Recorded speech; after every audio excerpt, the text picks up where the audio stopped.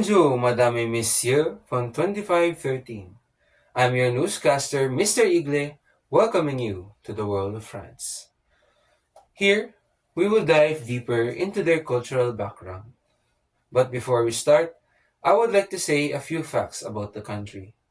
Its name was influenced by the Germanic tribal people called the Franks, which was called the Kingdom of the Franks. In Latin, that means Francia, and was eventually called France.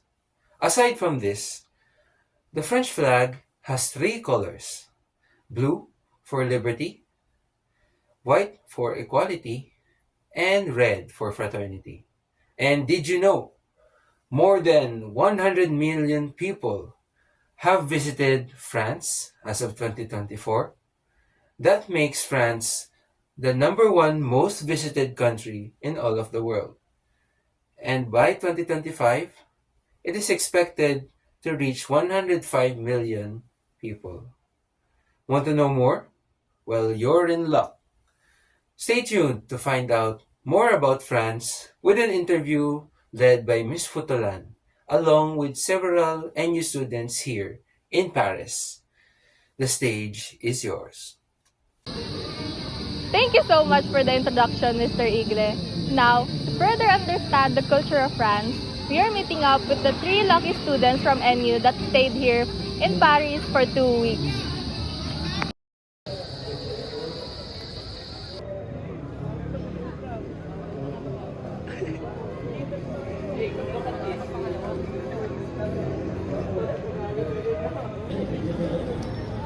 So here are the three students from NU. Can you please introduce yourself? I'm Jiro Remodaro from 2513 STEM 11. Kessler Fernandez from 2513. George Christopher Sales from STEM 1113. Alright, we've met the students. Now it's time for the interview. Okay, let's start. Sir Remodaro, what is your experience in France so far? Well, I met an old friend of mine who now lives here. When I saw her, I expected to have a greeting like a handshake or whatever. What I didn't expect is for her to kiss me on both cheeks. Man, I was shocked. I thought she liked me or something. Turns out that's just one way how they greet her in France. Another way to say, don't judge the book by its cover. Well, that was unexpected. Thank you for sharing your experience with us. How about you, Sir Fernandez? What is it like in France? I'm glad that you asked. Jiro forgot to mention the restaurant we three went into. I think the name was Broinen Republic. Correct me if I'm wrong. The food there was delicious. Before the main course came, there was a lot of cheese and bread. There's even a long one. Was it called again? If I remember, it's called the baguette. But for me, I like the wine more. It is a need more than a want at this point. Regardless, it is a great experience. Hopefully, we can do this again someday. Couldn't agree more. A 10 out of 10 for sure. Wow, the food here seems nice. Anyway, last but not least, Sir Sales, is there anything you would like to say?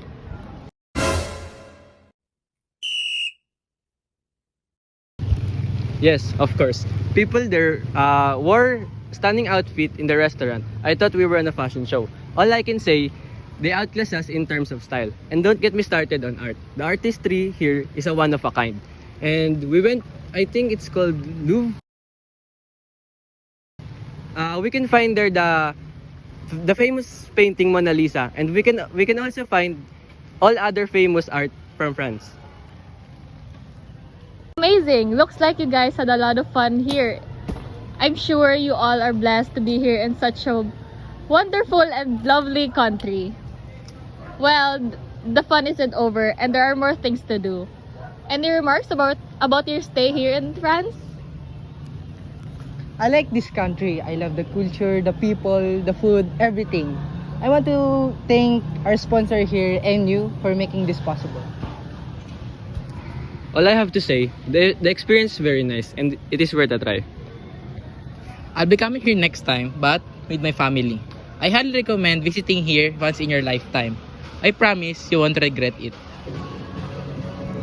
Thank you for your time, dear students. You may go now. Thank you. Thank you. That concludes our interview. Thank you for your time, students, and those on our stream. Hope you had fun listening. This is Precious Atfatalan, your news reporter speaking. Now signing out. Back to you, Sir Bendia. Thank you very much, Ms. Futalan. France is a truly remarkable country with many famous landmarks, and their people are fully committed to their politeness and greetings with one another.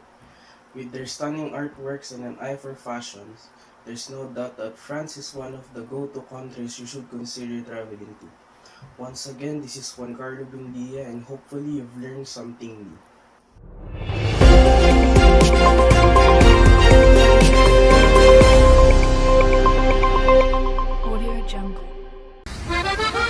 Bonjour mademoiselle, j'ai pris lunettes de soleil, je veux m'en venger. Merci beaucoup, je ouvre, oui baguette, bisous.